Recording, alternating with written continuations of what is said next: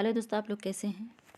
तो दोस्तों आज हम लोग बात करेंगे सीटेट एग्ज़ाम का और इसका पैटर्न क्या रहने वाला है, इसका सिलेबस क्या रहने वाला है, उसके बारे में आज हम लोग पूरा डिटेल में बात करेंगे। ठीक है, आपको पता है कि नोटिफिकेशन आ गया है और 7 तारीख से ही स्टार्ट है फॉर्म फिल करने का।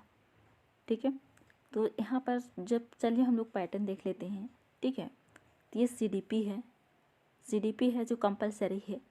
इसमें 30 नंबर का प्रश्न रहता है और 30 नंबर ही इसमें मार्क्स मिलता है। 30 नंबर का रहता है, 30 नंबर का प्रश्न रहता है, उसमें 30 नंबर का मार्क्स रहता है। यानी एक नंबर का एक अगर प्रश्न है तो इसका मार्क्स एक ही नंबर मिलेगा। ठीक है, यहाँ से और फिर 15 नंबर कंटेंट रहेगा दोस्तों और 15 नंबर पेडागोजी रहेगा।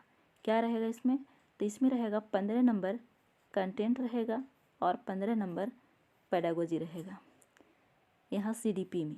ठीक है, जैसे कंटेंट का मतलब हो गया जीन पियाजे से पूछा जाएगा, लेवाइगोस्की से पूछा जाएगा, मनोवैज्ञानिक के नाम से पूछा जाएगा 15 क्वेश्चन और पेडागोजी से 15 क्वेश्चन पूछा जाएगा। यानी सोचा जाए तो सब के सब पेडागोजी ही रहते हैं। जैसे कि जीन पियाजे हो गया तो जीन पियाजे से ही पेडागोजी के बारे में ही वो बच्चे के संबंध में वो रहता है। ठीक है ना। उसके बाद लैंग्वेज 1 दोस्तों, लैंग्वेज 1 में अगर आप लेते हैं हिंदी तो जो भी आपको मर्जी है आप ले लीजिए, हिंदी लीजिए, इंग्लिश लीजिए, उर्दू लीजिए, संस्कृत लीजिए। अदरवाइज 20 भाषाओं में एग्ज़ाम होता है तो 20 भाषा में से ना आप कोई भी भाषा को आप यहाँ पर चूज़ कर सकते हैं। वो कितना नंबर का रहता है, तो 30 नंबर का रहता है और 30 प्रश्न भी रहता है। इसमें भी 15 नंबर क्या आता है, तो कंटेंट आता है और 15 नंबर पेडागोजी आता है। अब यहाँ पर 15 नंबर कंटेंट कौन रहता है दोस्तों, तो यहाँ पर 15 नंबर का जो कंटेंट रहता है वो रहता है पद और गद्य से और फिर व्याकरण से रहता है। ठीक है, तो यहाँ पर 15 नंबर पेडागोजी, 15 नंबर गद्य पद्यांश से और फिर व्याकरण से रहता है। ठीक है, तो यहाँ पर ये क्लियर हो गया। ठीक है, अब यहाँ पर लैंग्वेज 2 है दोस्तों। अब इस लैंग्वेज 2 में आप अगर लैंग्वेज 1 में हिंदी भरे हैं तो यहाँ पर लैंग्वेज 1 में हिंदी नहीं, लैंग्वेज 2 में हिंदी नहीं भर सकते हैं। मतलब दोनों लैंग्वेज एक ही नहीं होगा।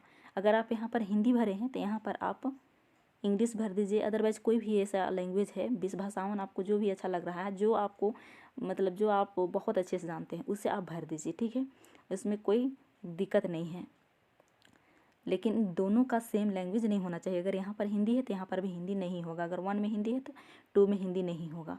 मतलब इसमें अगर इंग्लिश है तो इसमें आप हिंदी भर दीजिए, अगर इसमें हिंदी है तो इसमें इंग्लिश भर दीजिए। मतलब दोनों का अलग अलग होगा। ठीक है, और इसमें भी कितना प्रश्न होगा दोस्तों, तो 30 प्रश्न होगा। कितना प्रश्न होगा, तो 30 प्रश्न होगा और 30 प्रश्न होगा 30 नंबर का होगा।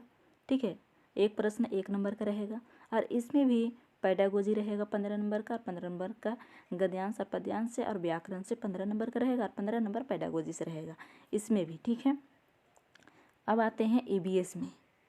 EBS में आते हैं।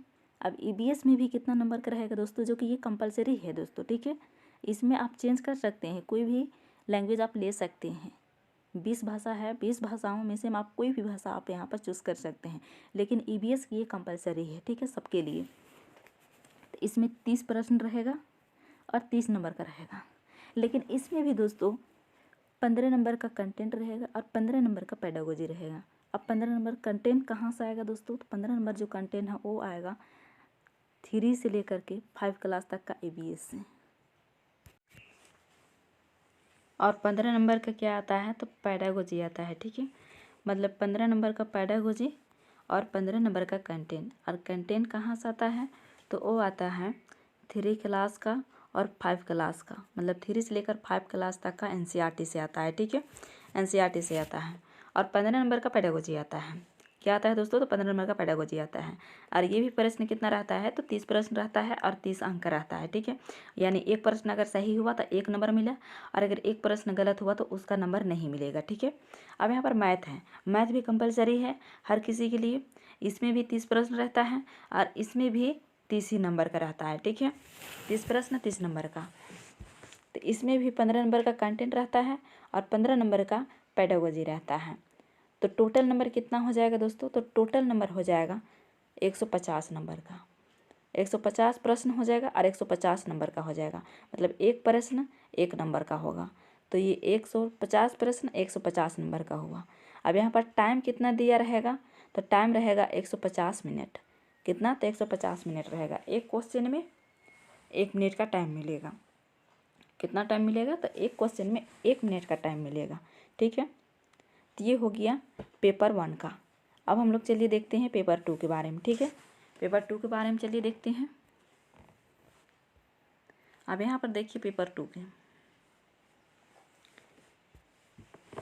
पेपर 2 में है CDP, वो सेम है 30 और 30 नंबर भी। उसका बाद लैंग्वेज 1 30 और 30 नंबर, ये पूरा सेम है। ठीक है ना, ये भी 30 है, ये भी 30 है। अब यहाँ से इसका चेंज होता है दोस्तों। यहाँ जो SST हैं वो कौन लोग लिख सकते हैं? जो आर्ट्स लेकर के BA किए हैं वो लोग SST को लेंगे, और वो कितने नंबर का रहता है? तो 60 नंबर का रहता है। 60 प्रश्न रहता है, 60 नंबर का रहता है। इसमें भी एक प्रश्न 1 नंबर का है, और एक गलत हो जाने पर उसका नंबर नहीं मिलता है। ये नेगेटिव मार्किंग नहीं है, ना ही नंबर मिलता है, ना ही नंबर कटता है। ठीक है, और यहाँ पर कितना आता है कंटेंट? तो 40 नंबर का कंटेंट आता है दोस्तों, और फिर 20 नंबर का पेडागोजी आता है। कितना नंबर का? तो 20 नंबर का। अब ये 40 नंबर का कंटेंट आता है, तो आता कहाँ से है? तो दोस्तों ये आता है कहाँ से? तो 6 से लेकर के 8 क्लास तक का NCERT, 6 to 8 का NCERT। ज्योग्राफी कौन कौन सा? तो ज्योग्राफी ले लीजिए, उसका बाद पॉलिटिकल साइंस और हिस्ट्री, इन तीनों विषय से आता है, इन तीनों सब्जेक्ट से आता है। कितना नंबर का? तो 40 नंबर का आता है। ठीक है, और ये 20 नंबर का पेडागोजी, 20 नंबर का पेडागोजी आता है। तो यानी 20 और 40 60 हो गया। ठीक है, अब यहाँ पर मैथ और साइंस है, इसमें भी कितना है? तो 60 प्रश्न रहेंगे और 60 नंबर का ही रहेगा। ठीक है, कितना नंबर का रहेगा? तो 60 नंबर का रहेगा। लेकिन ये और ये इसमें कन्फ्यूज नहीं होइएगा।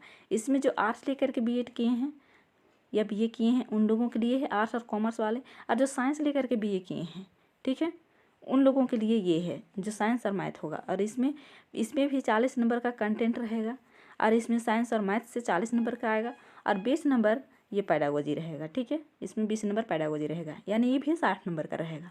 लेकिन जो इससे भरेंगे वो इससे नहीं भरेंगे, और जो इससे भरेंगे वो SST को नहीं भरेंगे।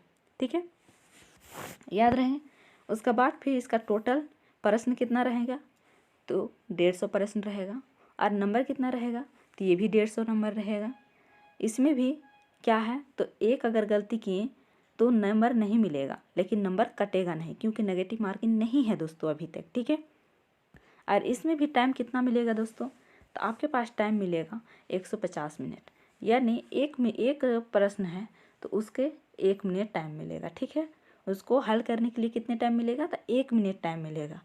ठीक है, और नेगेटिव मार्किंग दोस्तों नहीं है। क्या है? नेगेटिव मार्किंग नहीं है। अब एग्ज़ाम ऑफलाइन होगा या ऑनलाइन? तो दोस्तों इस बार एग्ज़ाम ऑफलाइन ही होगा। हाँ, फिर अगर 2025 में अगर आ जाएगा जनवरी में या 2024 अंतिम डेट में, तो हो सकता है उसमें ऑनलाइन हो सकता है, क्योंकि एक नोटिस जारी किया था, उसको आप सभी ने देखे होंगे कि उसमें 4 पेपर का एग्ज़ाम होगा। अभी तो 2 पेपर का हो रहा है ना, लेकिन उसमें 4 पेपर का होगा, मतलब फर्स्ट पेपर का, सेकेंड पेपर का, थर्ड पेपर का और फोर्थ पेपर का। तो फर्स्ट पेपर और सेकेंड पेपर तो अभी हो ही रहा है, अब ये थर्ड पेपर और फोर्थ पेपर होगा। तो यानी 9 से 10 के लिए ये थर्ड पेपर देना होगा, और फिर 11 और 12 के लिए ये फोर्थ पेपर देना होगा। तो हो सकता है अगर ये चीज़ लागू हो जाएगा तो समझ लीजिए आपका एग्ज़ाम ऑनलाइन हो जाएगा, ऑफलाइन नहीं रहेगा। ठीक है, और फिर इस चैनल को सब्सक्राइब कर लीजिए दोस्तों। आप लोगों को NCERT का जितना भी 6 to 8 तक का है वो कंप्लीट आप लोगों को थ्योरी वाइज दिया जाएगा, MCQs कराया जाएगा, और CDP का पूरा थ्योरी आप लोगों को क्लास कराया जाएगा। यहाँ से अच्छे थ्योरी मिलेगा और PYQ मिलेगा। ठीक है, तो दोस्तों आज का वीडियो में इतना ही। अगर वीडियो अच्छा लगा हो तो लाइक शेयर और कमेंट करके ज़रूर बताइएगा। फिर मिलते हैं नेक्स्ट वीडियो में, तब तक के लिए टेक केयर एंड बाय।